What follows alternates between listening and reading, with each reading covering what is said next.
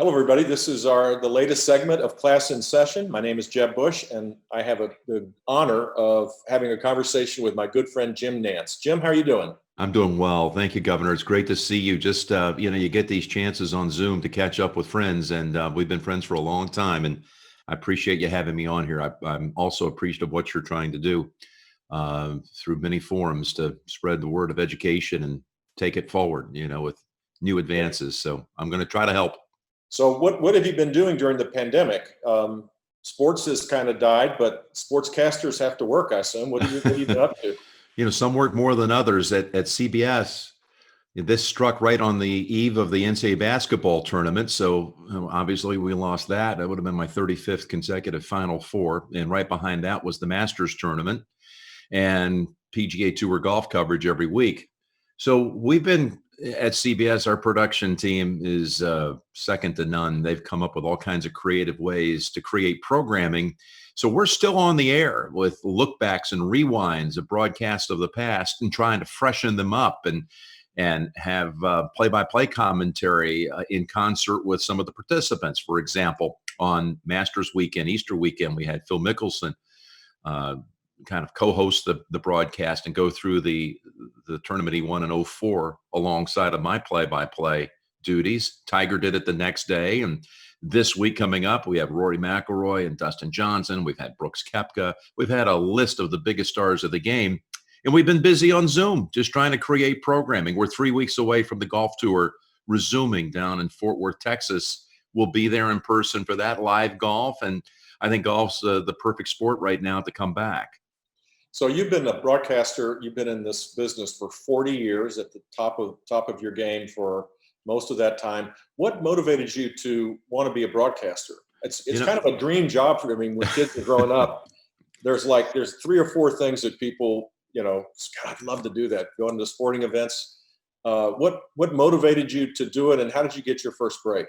I think when I was motivated or inspired to do it, it wasn't quite as chic as it is now. And there are so many kids today that are so highly qualified, and they are brought along through some terrific schools of journalism across this country, and they are really ready to go at a young age. I just, at the age of 11, got hooked on the voices of my youth that were presenting these sporting events in my living room every weekend. And as you recall, Jeb, we didn't have Monday through Friday coverage when we were kids growing up. We listened to the radio to get the games, and we waited till the weekends rolled around to get the network coverage. There wasn't cable television. There wasn't, of course, there wasn't the internet even back then. So I was 11. I would wait till the weekends rolled around, and I would listen to the Jim McKay's, Jack Whitakers, Pat Summerall, Dick Enberg, Kirk Gowdy, Chris Schenkel, Keith Jackson, Jack Buck, all of these legendary voices that were presenting these events, and I was just mesmerized by them. I didn't care a thing about being on television.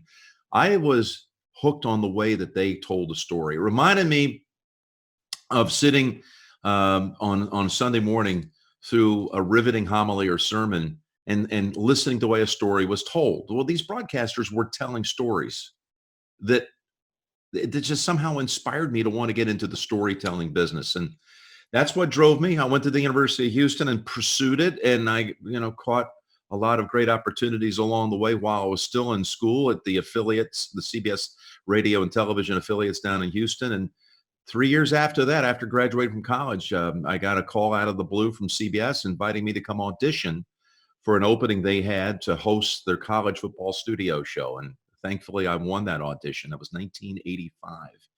And I've been there ever since.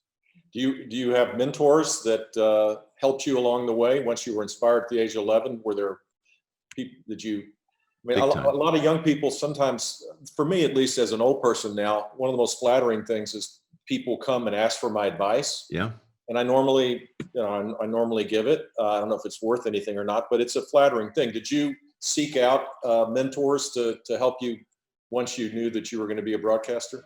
I really wrote a book about the power of mentoring. It was kind of a subtlety inside of this book that was primarily based around my father and his battles with Alzheimer's. It was called Always by My Side.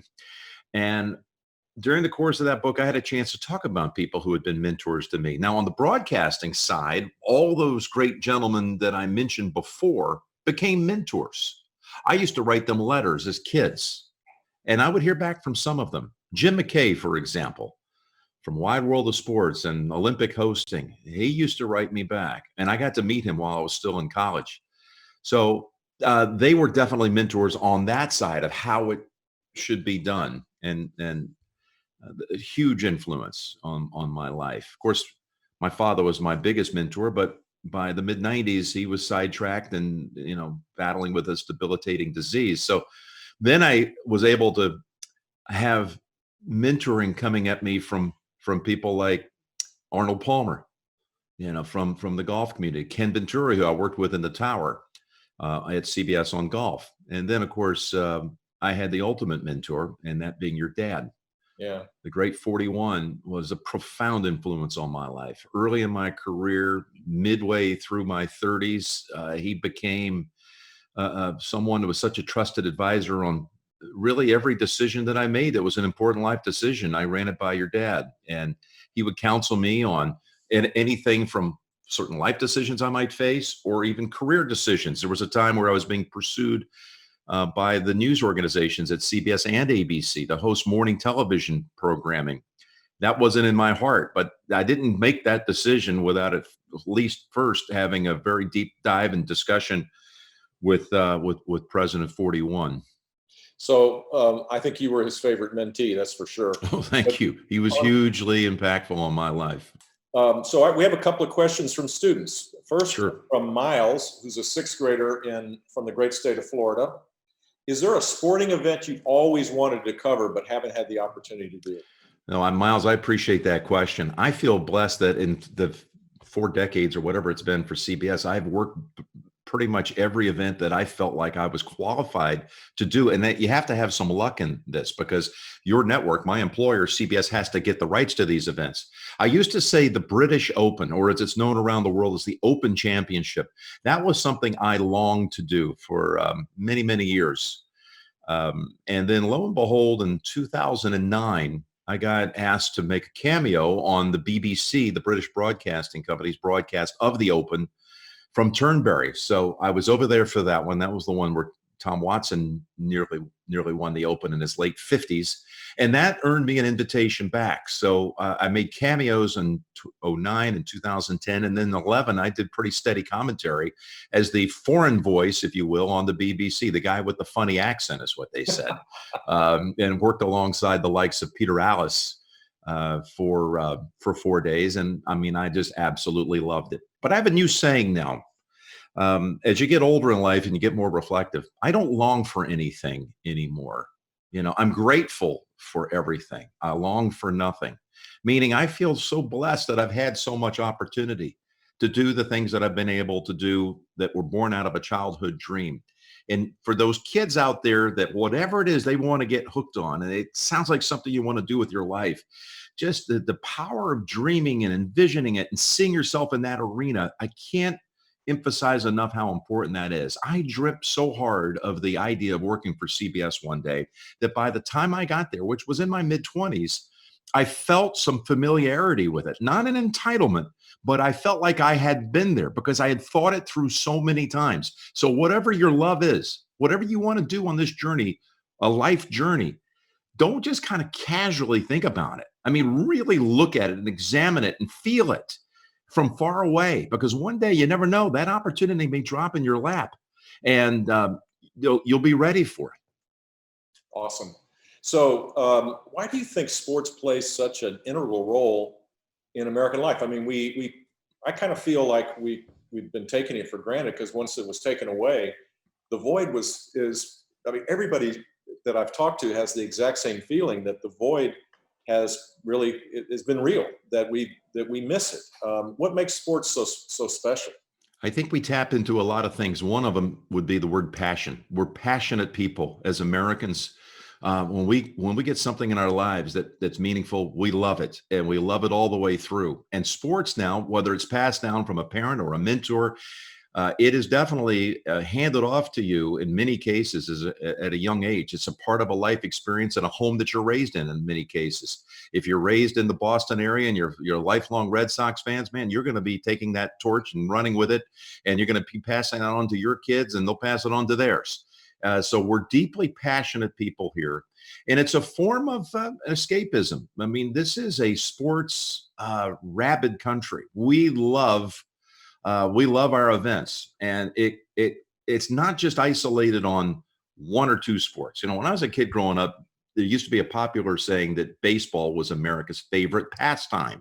So I was raised in that period where baseball really was kind of, I don't know who coined the phrase, but it kind of linked your heart to this most primary of American sports, baseball.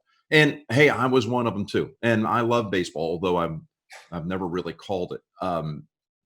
I think that since that time, pro football, college football, the NCAA tournament, the NBA, we found a lot of things. I think the NFL could make a case right now that it's America's favorite pastime, but I don't want to give one the edge over another. I just think it's so widespread. Our interest in soccer is rising through this generation that we're addressing right now. I mean, it's going to be in such a different place 20 years from now than what we experienced, Jeb, when we grew up as kids. That sport is, it's soaring, and it's just neat to see that. And yeah, you're right. It's been reaffirmed during this horrible pandemic, but sports is a part of the American lifestyle. And I think there's going to be even a deeper appreciation for it when we get it back to the way that we used to have it. You're absolutely right. And it's coming back soon. Thanks to, we're going to be seeing you again on television, which I'm delighted, because Sundays have been a little lonely. My wife is saying, why don't you go watch something? Because she, I have to be with Columbus, getting a little tired of it. She wants me to go see some great golf or great baseball. Hopefully it'll come back as well. So this is an interesting question because I think a lot of times when you reach the pinnacle of success and people see you, they think it's just all, you just show up and you just kind of wing it. And so how much do you prepare for like the Final Four or a NFL game or the Masters? How much time do you spend off the air to prepare for being on the air? It's at least 10-1, I would say, the ratio of the prep versus the actual application. But you got to understand, and I'm going to try to relate this to the students. When I was a kid going through school, and my family hopscotched around the country as my father kept kind of rising up the corporate ladder, but we lived in North Carolina, New Orleans, the San Francisco Bay Area, then in New Jersey for high school, and eventually down to Texas.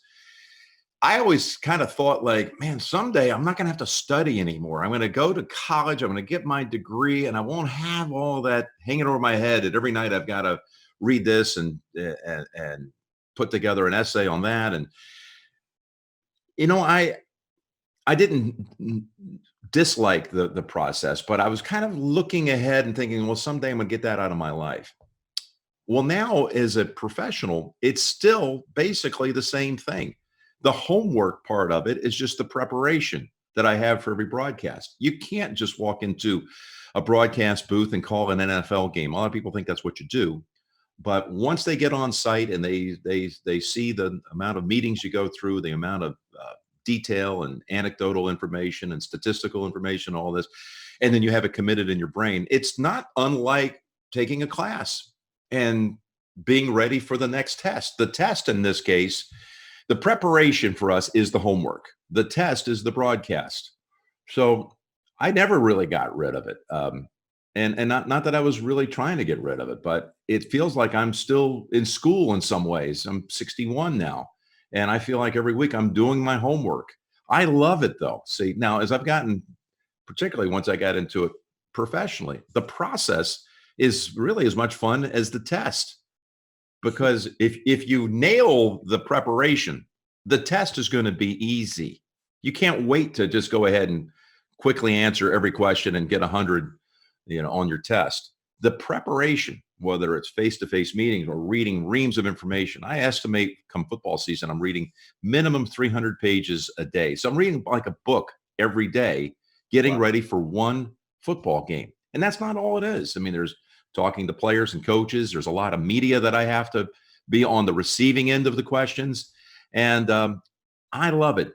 And you need to learn to love it, because I think that applies to pretty much every job. You know, yeah, well, you said earlier that everybody like to have this as a dream job. But whatever your dream job is, it takes preparation. It takes time and effort. And once you get that down and you can make it look easy, you're gonna be a star.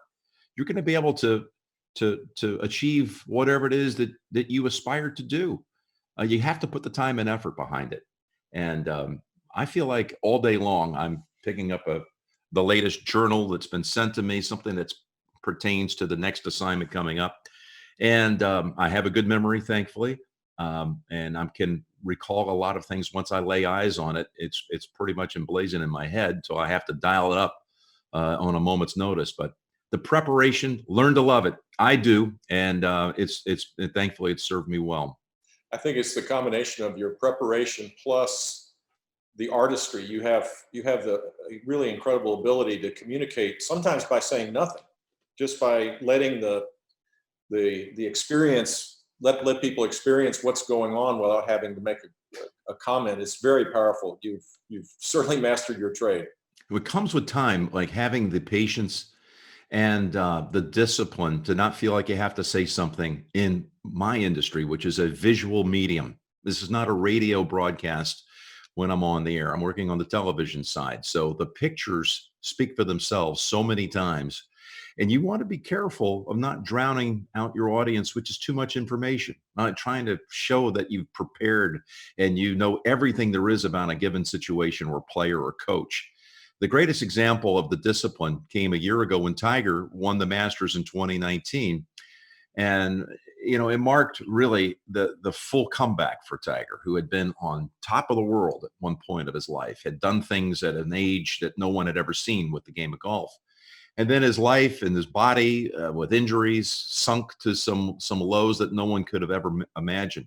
And then to see him get everything back on track and rise again to what one day he wins the Masters, again, April of 2019. It was just gigantic. It was maybe the greatest comeback story in the history of any sport. And when he holed his last putt, I called it the return to glory, right as the putt dropped. And at that point, there was nothing more to say. The crowd was chanting his name. His family was waiting for him on the back of the green. His son gave him the most intense hug you could ever imagine. And when you were able to juxtapose that moment with Tiger and his son, you couldn't help but think about Tiger and his father when he was the son, when he had won that very same tournament 22 years earlier in 1997. It was like bookends. Tiger's the son, and now he's the father. And it was just so powerful. And along with my colleague, Nick Faldo, we didn't say anything for nearly 3 minutes. We just let the scene speak for itself. And I would like to think as a younger broadcaster, I would have handled it the same way. But I think with time and experience, you realize sometimes that the best thing you can do, this is another one I think applies to everything. When you think you have the urge to say something, but you're not sure if it's going to be effective, sometimes saying nothing is way more effective and less problematic down the road. So don't feel an urge just to say something, just to get your opinion out there if you don't really have it down cold or you're not that firmly entrenched in that position. Sometimes saying nothing is the right way to go. In my industry, I've learned through years that it's a valuable weapon, silence. So, Jim, I wish you'd given me that advice when I was starting out in politics. I could have used it a few times. You've never made a wrong move, my friend. Oh, that's not Seriously, true. you have a knack for the sense of occasion. There's no Listen, question. thank you so much. This has been fantastic. We're excited that the country's reopening, that schools are nearing completion this year, and people all around the country are planning to have schools open in September, and hopefully they've learned some lessons by this conversation, all the students. I know that they appreciate it as much as I do. Well, I have 3 kids. Yeah. One's a recent USC graduate, and I have 2 young ones who are at home through all of this out here in California. We've been homeschooling, and I've enjoyed that process. There's a lot of silver linings, as you know, that have come out of these last 3 months, a greater appreciation for a lot of things, life and love to lead off, along with family, of course. And it's been a wonderful thing for me to kind of step back into the education arena. My wife's a product of 2 school teachers, so she's really great at all this homeschooling. But I've loved being able to roll up the sleeves and get involved as well. And I just wish everyone the best. If there's a message I want to leave everyone with, Jeb, and you're a shining example of this, is when there's something that you feel like you want to do, and especially if it's something you want to do to help others, just give it your all. Look, life is an incredible journey. You're going to have so many blessings that are going to be presented in front of you. Make the most of it. And when you can do something that's going to help other people, the feeling of fulfillment that comes back to you 100-fold, it's an amazing, amazing gift. This family, the Bush family, Jeb, what you do every day, what your family's done, giving to others, it's a beautiful thing. I'm so thankful. I've had a front row seat to watch how it's done by you, and your siblings and your parents and your children. It's a wonderful thing to watch. Go for it is my message to all you kids out there. I had a dream. I sunk my teeth into it when I was 11 years old, and I never let go. And I am so grateful that I pursued it with everything I had, and I encourage you to do the same. Stay safe, my friend. Thank you. Thank so you, my much. friend. Great to see you. Thank you, Governor.